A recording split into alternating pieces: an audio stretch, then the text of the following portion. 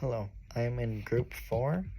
I am covering The Man with the Muckrake by Theodore Roosevelt.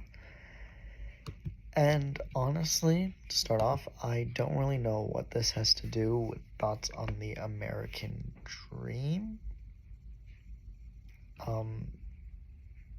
I can kind of see how it's like a dream of freedom, but I can't, I'm having trouble figuring that out fully.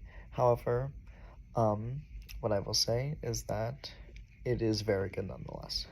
So first off, it starts with an analogy that I really like, and it talks about a janitor or a mudraker who is cleaning when suddenly someone offers him a crown.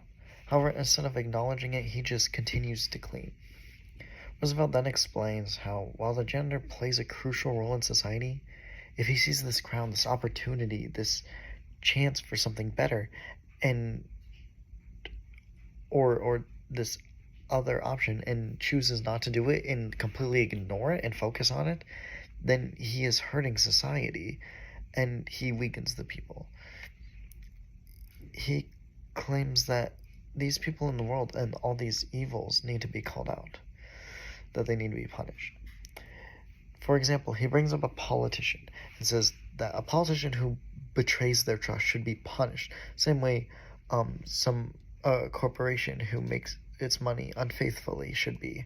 However, if one is so focused on that punishment that they go to untruthful and bad lengths to do it, then they are just as bad as the person being punished themselves, and they hurt society as a whole. The same way that the cleaner are so focused on that one duty that they refuse to acknowledge the better solution or option around them. Another evil he brings up is how people who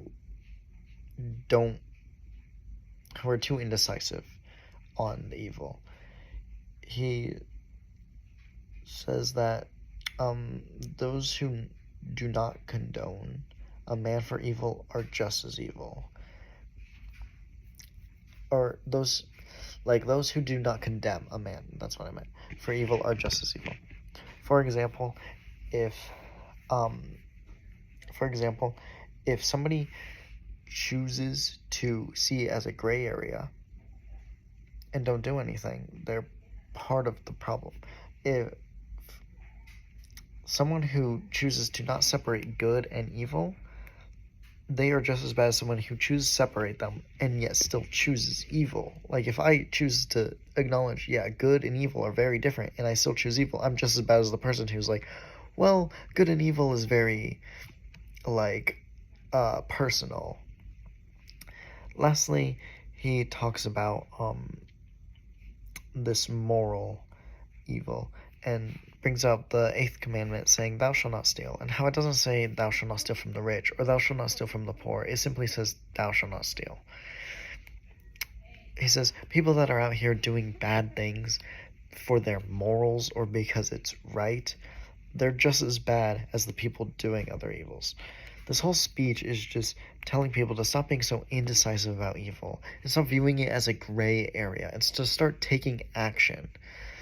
And I see this now in today's society more than ever. It feels like today, not only is evil being overlooked or being justified, it's being accepted and moralized in today's society, when people just need to look at evil for what it is, evil. And yeah, it just feels like in today's society, with all these changes, more and more evil is just being accepted as good, and no one is taking action.